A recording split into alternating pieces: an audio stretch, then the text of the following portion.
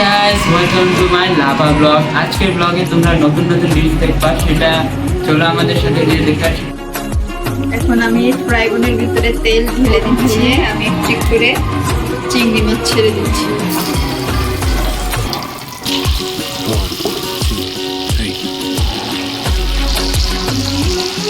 Piece করে উল্টিয়ে দেব। দেখতেই পাচ্ছেন যে কি সুন্দর সুন্দর কালার হয়ে গেছে।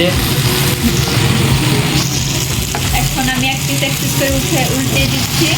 কিছুক্ষণের মধ্যে আমি এটা নামিয়ে দেব। নামিয়ে দিয়ে পেঁয়াজ দিয়ে চামচ দিয়ে লাড়তে থাকবো। নামিয়ে ফেলাবো। নামিয়ে তারপর আমি পেঁয়াজ দেব, পেঁয়াজ ঢেলে দেব। তারপর আমি কাঁচামরিচ দিয়ে এখন লাড়া দেব। দিয়ে এখন লাড়তে থাকবো। তারপরে লালচা হবে। তারপর আমি মশলা দেব। মশলা দেওয়ার পরে লেড়ে পরে তারপরে পানি ঢেলে দেব পরিমাণ দিয়ে চিংড়ি মাছটি ঢেলে দিয়ে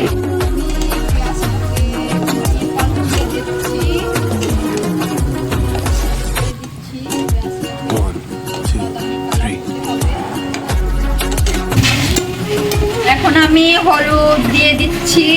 হলুদ দিয়ে এখন লাড়া দিয়ে নেব। তারপর আদা রসুন বাটা দেব। এখন আমি আদা রসুন বাটা দিচ্ছি, জিরা বাটা দিচ্ছি,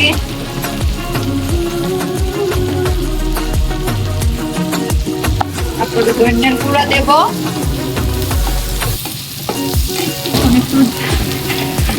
এখন ধনিয়ার গুঁড়ো দিয়ে দিচ্ছি।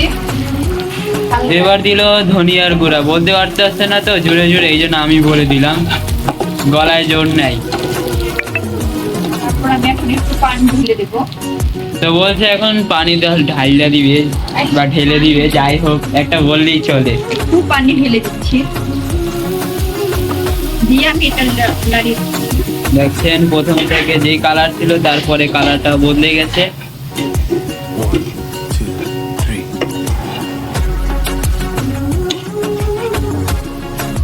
এখন আমি টমেটো দিয়ে দিচ্ছি। দেখছেন টমেটো গুলো সব ঢেলে দিল। দিয়ে এখন আমি লাড়িয়ে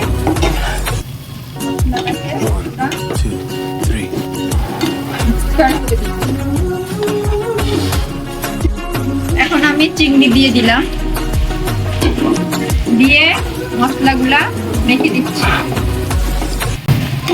এখন লাড়াচাড়া হয়ে গেল। এখন আমি একটু পরিমাণ মতো পানি দিয়ে দিচ্ছি।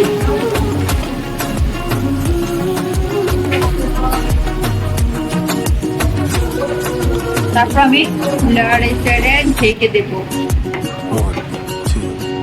এখন আমি ঢেকে দিচ্ছি। সরা উঠিয়ে দিচ্ছি। এখন সরা উঠানোর পরে দেখতে পাচ্ছেন যে কি সুন্দর একটা কালার এসে পড়ছে। আমি লেড়ে দিচ্ছি। লেগে দিয়ে আমি এখন লেড়ে দিচ্ছি। আমি ধনে পাতা দিয়ে দেব। এখন বলছে যে ধনে পাতা দিবে, এই যে দেখেন। তো ছড়িয়ে দেওয়ার পরে কালারটা এবং স্মেলটা অনেক সুন্দরই দেখা যাবে, দেখতেই পাচ্ছেন সবকিছু। দিয়ে আমি দিচ্ছি।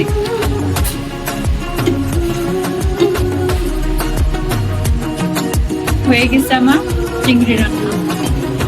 গাইস, একটা ডিশ রাঁধা শেষ, তো আর একটা ডিশ রাঁধা হবে। সেই ডিশটা দেখানোর জন্য চলো আবার একবার যাই। আমি এখন শুকিয়ে ভেজে নেব। ভেজে গরম পানিতে ভিজিয়ে রাখবো।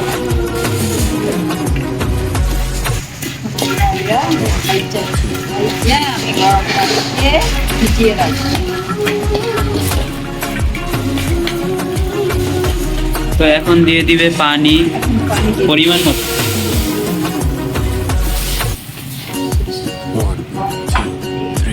তো শেষ, গরম পানি দিয়ে দিচ্ছি।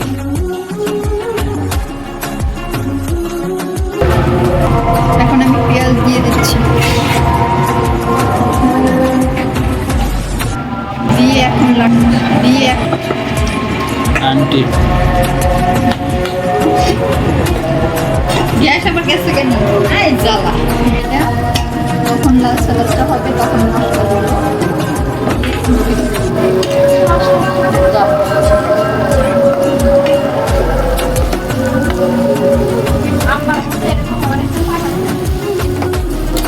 দিচ্ছি এখন। তারপরে জিরা বাটা দেবো, জিরা বাটা দিচ্ছি।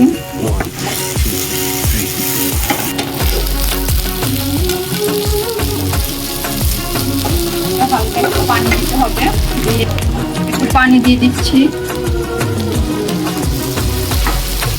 দেওয়ার পরে এখন লাড়ার পরে এখন আমি মশলা দেবো। আমি ধনিয়ার গুঁড়া, হলুদের গুঁড়া, মরিচের গুঁড়া দিয়ে নেড়ে দেবো। এখন দিচ্ছি হলুদের গুঁড়া, মরিচের গুঁড়া,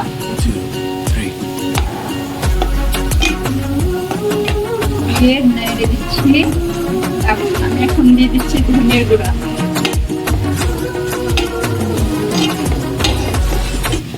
তো ধনিয়ার গুঁড়া, মরিচের গুঁড়া, হলুদের গুঁড়া তিনটাই একসাথে দিয়ে নাড়িয়ে দিবে। পানি দেওয়ার পরে একটু টমেটোটা ঢেলে দিতে হবে, ঢেলে দিয়ে তারপর শুটকিটা দিতে হবে। একটু লবণ দিতে হবে।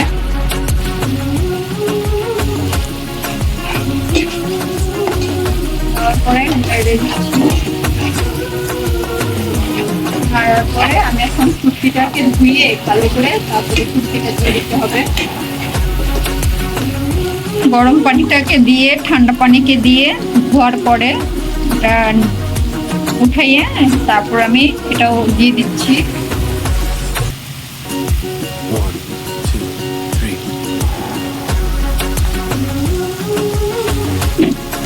এখন নেড়ে দেবো আমি।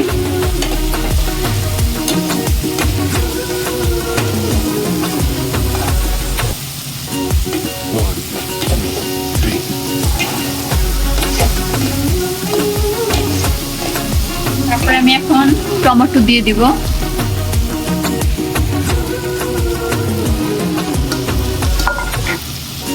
দেওয়ার পরে এটা নেড়ে দিতে হবে, নেড়ে দিতে হবে।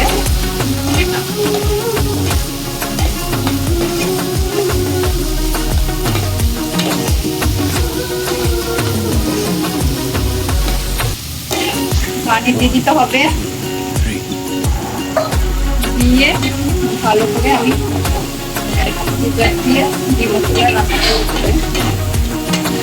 বেশি তাপ হলে উড়ে যেতে পারে, হালকা তাপ দিয়ে রান্না করতে হবে।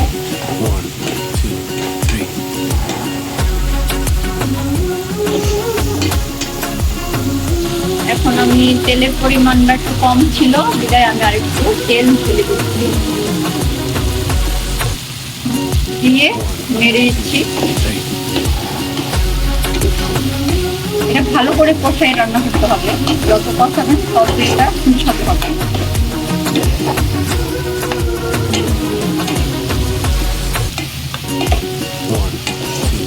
তারপর আমার 5 মিনিট পর এটা হয়ে যাবে। হওয়ার পরে আমি এটা নামানোর আগ দিয়ে ধনে পাতাগুলো দিয়ে তারপর আমি এটা নামিয়ে দেব। এখন এটা আমি দিয়ে দিলাম, আস্তে আস্তে হবে, হলে এটা নেড়ে চেড়ে আমি ধনে পাতাটা দিয়ে নামিয়ে ফেলবো কিছুক্ষণের মধ্যে। পাতা দিয়ে দেব,